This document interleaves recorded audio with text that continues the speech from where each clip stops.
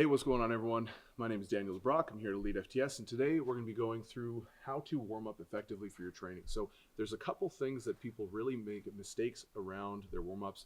One is they spend way too long. They do foam rolling and stretching and all this stuff, which is fine, but a lot of the time it's just not a very good utilization of your time. So we're going to cover a couple of fundamentals for a warm-up. I'm going to give you an exercise example, but you can swap these out for anything that's going to pertain to your specific training. So first two things we need to focus on are what the primary focuses of a warm-up are.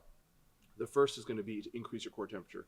This is one a lot of people skip over. They do their foam rolling, they do their banded distractions and all this fun stuff, but at the end of the day, they're not actually increasing their core temperature, so they're not prepping their body. And by the time they warm up to their top sets, that's when they only start feeling good. And we want to make sure that you're feeling good, your technique is established before you get to that point. So the first thing is to increase your core temperature. The second thing is to prime the specific movement patterns you're actually going to be training on that given day. So it doesn't make sense to warm up your hips and your ankles and all this stuff if you're going to be doing a shoulder press, right? So basically, here are a couple of guidelines you can focus on for organizing your preparatory work. So the first, you want it to be about 5 to 10 minutes. In the vast majority of cases, anything longer than that is just wasted time. Okay, now there are a couple of exceptions to that if you have injuries and things like that, but for the most part, that's really going to be it. The next, we want to focus on 3 to 4 exercises, and we want to make them specific to the actual training that you're doing on that day. Then we want to make sure that it's done as a circuit. So again, you're just going to bang off a bunch of reps, go to the next one, bang off a bunch of reps, go to the next one, and then just keep cycling through for 2 or 3 different circuits. And then that's going to increase your core temperature, get you sweating, get you huffing and puffing a little bit, and then also open up your body, get the tissues primed for the training of that day. So I'm going to walk you guys through just a very general upper body prep warm-up.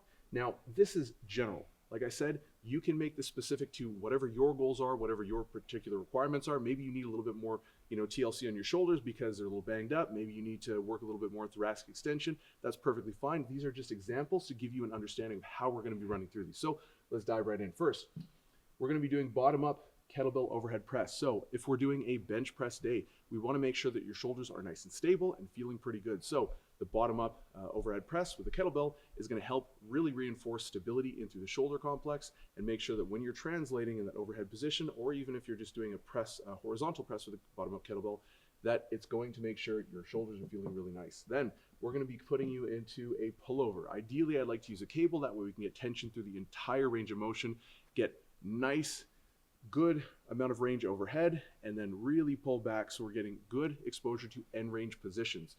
Then we're going to focus on push-ups. This is a very basic activity, but we're creating rigidity through the core. We're learning how to get proper scapulohumeral rhythm, and so we're actually training that pressing motion, warming up for the bench press. So let's dive right into it. So over here, we're going to be doing the pullover. Now, there's a couple different things that you could focus on.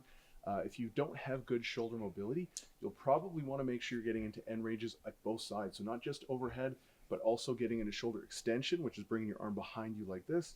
So personally, I like to focus on flexion, but then I also like to do kind of the end half of my set, pulling a little bit more into extension. So kind of hinge forward, so the arms are overhead.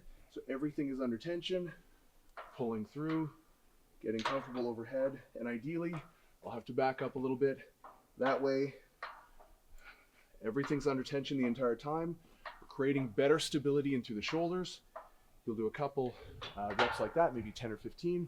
Then I'll stand up, I'll kind of pull back, keeping the arms straight, triceps locked in, and try to pull back behind yourself. If you can get something maybe even a little bit longer and you can get a little further, that's great. I know for the bigger guys, sometimes it's kind of hard to get behind, but this is really important for optimizing your shoulder health, especially if you're someone who's very strong and doing a lot of bench pressing, is doing both extension work and then also getting into flexion overhead.